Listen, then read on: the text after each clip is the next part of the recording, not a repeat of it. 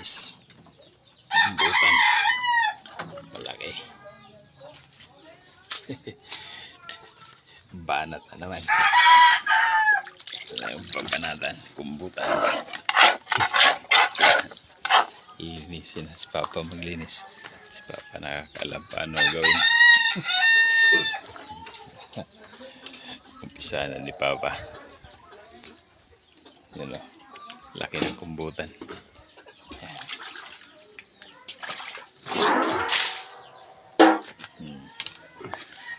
Adobo. Sigurado. Ayan na.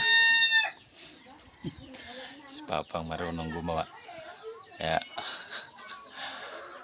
oh, adobo na. Pisahan na ni Papa.